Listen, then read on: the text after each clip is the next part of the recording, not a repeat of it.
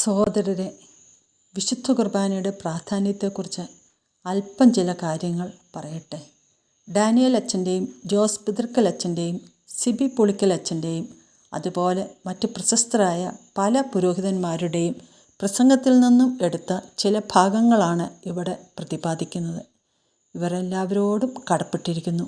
ഇതിനായി എന്നെ ഒത്തിരി സഹായിച്ച പോൾ കുഞ്ഞാനേൽ അച്ഛന് പ്രത്യേകം ഓർക്കുകയും പ്രാർത്ഥിക്കുകയും ചെയ്യുന്നു. വിശുദ്ധ കുർബാനയെക്കുറിച്ച് ആഴത്തിൽ മനസ്സിലാക്കാനും അത് ഇവിടെ അവതരിപ്പിക്കാനും എന്നെ സഹായിച്ച പരിശുദ്ധാത്മാവേ, എന്നിൽ വന്ന് നിറയണമേ. ഇത് വേണ്ട വിധം പൂർത്തീകരിക്കുവാനുള്ള ജ്ഞാനം നൽകണമേ. ഇത് മറ്റുള്ളവരിലേക്ക് എത്തുകയും അത് ഫലം പുറപ്പെടുവിക്കുകയും ചെയ്യണമേ. ഈശോയുടെ കൂടെയുള്ള പ്രാർത്ഥനയാണ് പരിശുദ്ധ കുർബാന. ഈശോ തന്നെയാണ് പരിശുദ്ധ കുർബാന അർപ്പിക്കുന്നത്. ക്രിസ്തീയ ജീവിതത്തിൻ്റെ ഉറവിടവും കൊടുമുടിയുമാണ് പരിശുദ്ധ കുർബാന. അനശ്വരമായ അപ്പത്തിനു വേണ്ടി നാം ദാഹിക്കുമ്പോൾ നമുക്ക് നശ്വരമായ അപ്പം, അതായത് നമ്മുടെ അനുദിന കാര്യങ്ങൾ കൂടി ദൈവം നടത്തിത്തരും. പാപത്തിൽ നിന്ന് ജനത്തെ മോചിപ്പിക്കാൻ കൊല്ലപ്പെട്ട കുഞ്ഞാടാണ് യേശു എന്ന സത്യം നാം മനസ്സിൽ സൂക്ഷിക്കേണ്ടതാണ്. ഒരു അത്ഭുത ആദരവോടുകൂടി വേണം വിശുദ്ധ കുർബാനയിൽ പങ്കെടുക്കുവാൻ. ഈശോയുടെ മനുഷ്യാവതാരം, പരസ്യജീവിതം, പീഡാനുഭവം, കുരിശുമരണം, ഉത്ഥാനം എന്നിവ വഴി പൂർത്തിയാക്കിയ രക്ഷാകര കർമ്മത്തിൻ്റെ അനുസ്മരണമാണ് വിശുദ്ധ കുർബാന. ഈശോ തന്നെയാണ് ബലിയർപ്പിക്കുന്നത്. പ്രധാന പുരോഹിതൻ ഈശോയാണ്. നമ്മളെല്ലാവരും പുരോഹിത ജനമാണ്. നാം ദൈവത്താൽ തിരഞ്ഞെടുക്കപ്പെട്ടവരാണെന്ന് ഓർക്കണം. മാമോദിസയിലൂടെയാണ് നാം പുരോഹിത ജനമായി മാറിയത്.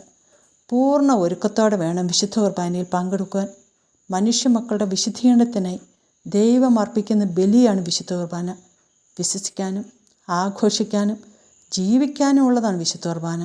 നാം വഴിയിൽ തളർന്നു വീഴാതിരിക്കുവാനാണ് വിശുദ്ധ കുർബാന സ്ഥാപിച്ചത് എന്ന് പറഞ്ഞാൽ പാപം ചെയ്യാതെ ജീവിക്കുവാനുള്ള കൃപയ്ക്ക് വേണ്ടിയാണ്. വിശുദ്ധ കുർബാന ദൈവത്തോളം ആഴമുള്ള രഹസ്യമാണ്. പൂർണ്ണ ഒരുക്കത്തോടെ വേണം കുർബാനയിൽ പങ്കെടുക്കുവാൻ. കുർബാനയ്ക്ക് മുമ്പായി ഹൃദയ പരിശുദ്ധി പരിശോധിച്ച് മാപ്പ് ചോദിക്കണം. എൻ്റെ ഈശോയെ തൊടാനും കാണാനും സംസാരിക്കാനുമുള്ള അവസരമാണ് വിശുദ്ധ കുർബാന. നാം എത്രയോ ഭാഗ്യപ്പെട്ട ജനത. ലോകം മുഴുവൻ്റെയും പാവങ്ങൾക്ക് മോചനമുണ്ട് എന്ന് വിശ്വസിക്കുകയും ആ വിശ്വാസം ലഭിക്കാൻ പ്രാർത്ഥിക്കുകയും ചെയ്യാം. ഈശോയുടെ ജീവിതം മുഴുവൻ കൺമുമ്പിലൂടെ കടന്നു പോകണം. അന്ന് കാൽവരി മലയിൽ തന്നെ ബലിയർപ്പിച്ചവൻ തന്നെയാണ് ഇന്നും പുരോഹിത ശുശ്രൂഷയിലൂടെ ബലിയർപ്പിക്കുന്നത്. സമർപ്പണത്തിൽ വ്യത്യാസമുണ്ട്. ഈശോയുടെ കുരിശിലെ ബലിയുടെ കൗതാശികമായ പുനരവതരണമാണ് വിശുദ്ധ കുർബാന അർപ്പണം. അന്ന് രക്തം ചിന്തി കുരിശാകുന്ന അൾത്താരയിൽ ബലിയർപ്പിച്ചു. ഇന്ന് ആ ക്രിസ്തു നമ്മുടെ ദേവാലയത്തിലെ അൾത്താരയിൽ രക്തം ചിന്താതെ ബലിയർപ്പിക്കുന്നു. ബലിയർപ്പകനും ബലിവസ്തുവും മാറുന്നില്ല. യേശു അപ്പം മുറിച്ച നിമിഷം തൻ്റെ ശരീരമായി മാറിയത് അവസാനത്തെ മനുഷ്യൻ സ്വീകരിക്കുന്നത് വരെ അതേ അപ്പം ഇന്നും ദിവ്യകാരുണ്യമായി മാറിക്കൊണ്ടിരിക്കുകയാണ്. ഓരോ വിശുദ്ധ കുർബാനയിലും അവിടെ നിൽക്കുന്ന എല്ലാവരുടെയും മേൽ കരുണയുടെ പ്രവാഹം, പാപപരിഹാരത്തിൻ്റെ കൃപ ഒഴുകിയിറങ്ങുകയും അങ്ങനെ നമുക്ക് പാപപരിഹാരം ലഭിക്കുകയും ചെയ്യുന്നു എന്ന് നാം വിശ്വസിക്കണം. വിശുദ്ധ കുർബാനയിലൂടെ ലഭിക്കുന്നത് ആത്മീയ ജീവനാണ്.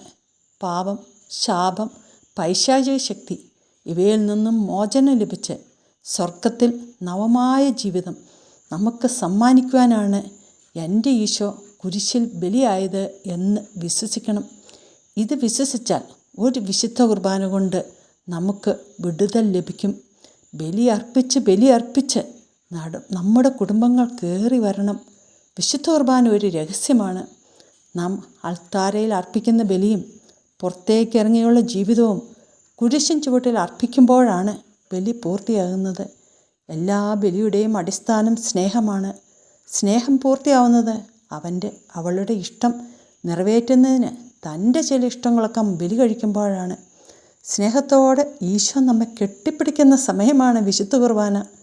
മാമോദിസയിലൂടെ നാം തിരുസഭ അംഗമായത് വിശുദ്ധ കുർബാന അർപ്പിക്കുവാനാണ്. വിശുദ്ധ കുർബാന അർപ്പിക്കാതിരിക്കുമ്പോൾ, അശ്രദ്ധമായി നിൽക്കുമ്പോൾ നാം ത്രിത്വത്തെ കളിയാക്കുകയാണ് എന്നോർക്കണം. തലേ ദിവസത്തെ സഹനങ്ങൾ പിറ്റേ ദിവസത്തെ കുർബാനയിൽ ബലിപീഠമുണ്ടാക്കുവാനുള്ള കല്ലുകളായി ഉപയോഗിക്കണം. പരിശുദ്ധ കുർബാനയ്ക്ക് വരുമ്പോൾ പരിശുദ്ധ അമ്മയെ കൂട്ടുപിടിക്കുകയും തിരിച്ചു പോകുമ്പോൾ കൂടെ കൊണ്ടുപോവുകയും ചെയ്താൽ മാത്രമേ സഹനങ്ങൾ സന്തോഷത്തോടെ സ്വീകരിക്കുവാൻ ശക്തി കിട്ടുകയുള്ളൂ. വിശുദ്ധ യോഹന്നാൻ ശ്ലീഹ പരിശുദ്ധ ദൈവമാതാവിനെ സ്വഭവനത്തിൽ സ്വീകരിച്ചപ്പോൾ അത്ഭുതകരമായ മാറ്റം അദ്ദേഹത്തിൻ്റെ സ്വഭാവത്തിലുണ്ടായി. എളിമ എന്ന പുണ്യം കൊണ്ട് നിറഞ്ഞു. ഇതുപോലെ മാതാവിനെ കൂട്ടിക്കൊണ്ടുപോയാൽ നമ്മിലും നമ്മുടെ കുടുംബത്തിലും അനുഗ്രഹങ്ങൾ നിറയും. വിശുദ്ധിയിൽ നിലനിൽക്കുവാനുള്ള കൃപയും ലഭിക്കും. കുർബാന അർപ്പിക്കാൻ പോകുന്ന നമുക്ക് ബാഹ്യ ഒരുക്കത്തേക്കാൾ കൂടുതൽ ആന്തരിക ഒരുക്കം വേണം. എങ്കിൽ മാത്രമേ കുർബാന അനുഭവമാവുകയുള്ളൂ. ദൈവത്തിന് മഹത്വം. നാം ഇത് ഷെയർ ചെയ്യുമ്പോൾ നാം അറിയാതെ തന്നെ സുവിശേഷ പ്രഘോഷണത്തിൽ പങ്കുകാരാവുന്നു. Thank you.